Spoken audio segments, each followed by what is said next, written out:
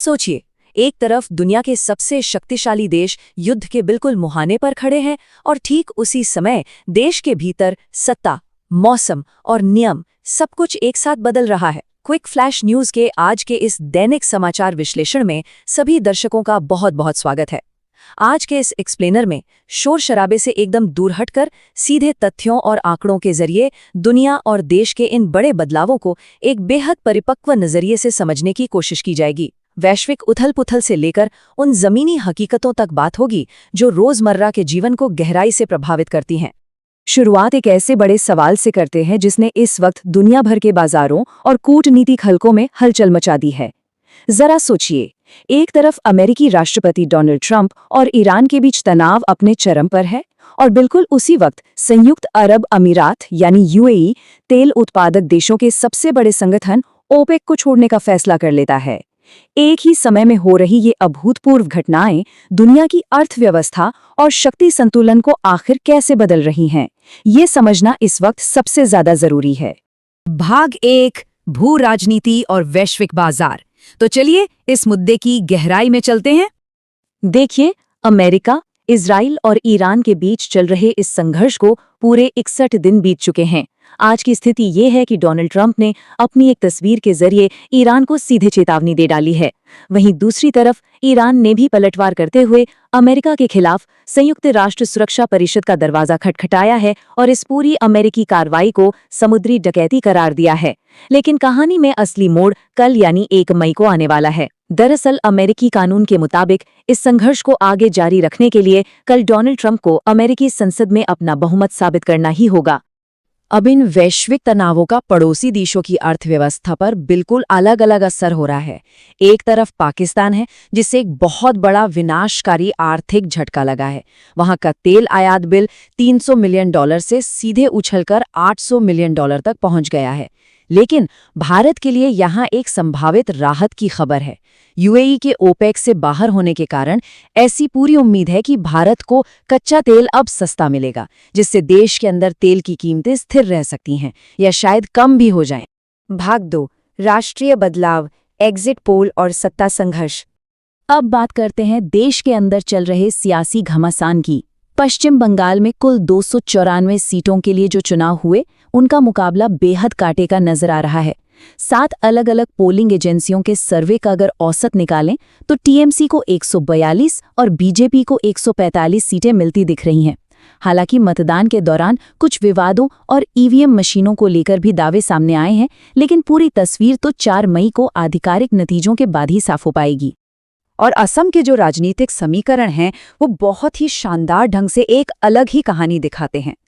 11 अलग अलग एजेंसियों के औसत अनुमान पर अगर नजर डालें तो 126 सीटों वाली असम विधानसभा में बीजेपी को 90 सीटों के साथ बिल्कुल स्पष्ट बहुमत मिलता हुआ दिखाई दे रहा है। वहीं कांग्रेस केवल 29 सीटों तक सिमटती दिख रही है। अगर बाकी प्रमुख राज्यों की स्थिति को बहुत ही संक्षेप में समझें तो तमिलनाडु में डीएमके पूर्ण बहुमत के आंकड़े को आसानी से छूती दिख रही है। केरल की बात करें तो वहां 10 साल बाद यूडीएफ की वापसी का अनुमान लगाया जा रहा है, जिन्हें करीब 78 सीटें मिल सकती हैं। और पुडुचेरी की 30 सीटों में से एनडीए गठबंधन 20 सीटों के साथ सरकार बनाता हुआ नजर आ रहा है। भाग 3, सुप्रीम कोर्ट के फैसले और राष्ट्रीय नीति। सुधार के नाम पर धर्म को खोखला नहीं कर सकते। आस्था और विवेक के मामलों पर कोर्ट में बहस नहीं हो सकती।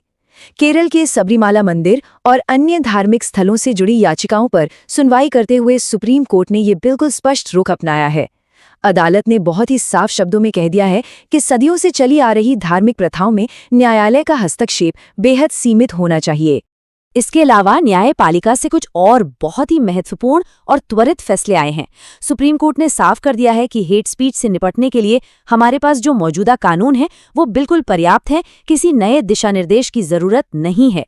इसके साथ ही प्राइवेट स्कूल अब आर्थिक रूप से कमजोर वर्ग यानी ईडब्ल्यूएस कोटे के तहत बच्चों को दाखिला देने से मना नहीं कर सकते। लेकिन इन सबके बीच बॉम्बे हाईकोर्ट का एक फैसला सच में हैरान करने वाला है। अदालत ने 2 पक्षों के बीच सिर्फ अहंकार की लड़ाई को देखते हुए एक 90 साल के बुजुर्ग के मानहानि मामले की अगली सुनवाई सीधे 2046 के लिए टाल दी है। जी हां, 2046। अब न्यायपालिका से थोड़ा अलग हटकर अगर मनोविज्ञान की बात करें तो जॉर्जिया स्टेट यूनिवर्सिटी की एक वैज्ञानिक रिसर्च सामने आई है जो बेहद चौंकाने वाली है। इसे नाम दिया गया है सत्य का भ्रम या इल्यूजन ऑफ ट्रूथ। ये अध्ययन साबित करता है कि राजनीतिक परिदृश्य में अगर किसी झूठ को बार बार लगातार दोहराया जाए तो इंसानी दिमाग अंततः उसे सच मानने पर मजबूर हो जाता है। ये एक बहुत ही गंभीर विश्लेषण है जो ये सोचने पर मजबूर करता है कि सूचना तंत्र किस हद तक सोचने समझने की क्षमता को कंट्रोल कर सकता है। भाग 4 जमीनी हकीकत, नियम और दैनिक जीवन। तो यहाँ सबसे अहम बात यह है कि 1 मई से लेन देन और डिजिटल पहचान से जुड़े कई नियम पूरी तरह बदल रहे हैं। अब एलपीजी सिलेंडर की बुकिंग के लिए ओटीपी वेरिफिकेशन अनिवार्य होगा और हाँ, 2 बुकिंग के बीच 25 दिन का अंतर रखना भी जरूरी होगा। डिजिटल दुनिया की बात करें तो गूगल वॉलेट अब आधार कार्ड को पूरी तरह सुरक्षित एन्क्रिप्शन के साथ जोड़ रहा है और ईपीएफओ ने ई प्राप्ति नाम से एक नया पोर्टल लॉन्च किया है। इसके जरिए पुराने और बंद पड़े पीएफ खातों को आधार के माध्यम से ट्रैक करना अब बहुत आसान हो जाएगा। अब आते हैं मौसम पर। ये जो संख्या 19 है, ये सिर्फ एक मामूली अंक नहीं है। दरअसल वर्तमान में देश के 19 राज्य गंभीर मौसम अलर्ट की चपेट में है।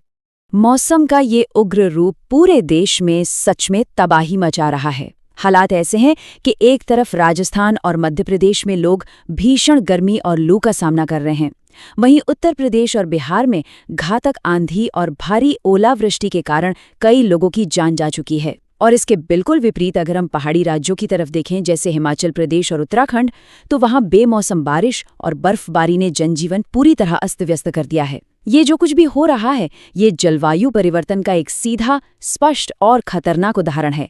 तो अंत में एक बहुत बड़ा सवाल खड़ा होता है।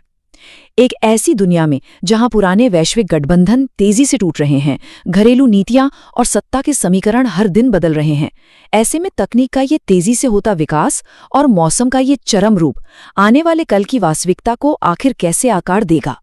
ये एक ऐसा सवाल है जिस पर हम सबको गहराई से विचार करना होगा। क्विक फ्लैश न्यूज के इस पूरे एक्सप्लेनेटर को अंत तक देखने के लिए सभी दर्शकों का बहुत बहुत धन्यवाद। अगर ये जानकारी और ये विश्लेषण तथ्यपरक लगा हो तो कृपया चैनल को सब्सक्राइब जरूर करें और ऐसे ही परिपक्व और सटीक विश्लेषण के लिए अपना सपोर्ट बनाए रखें। मिलते हैं अगले एक्सप्लेनेटर में।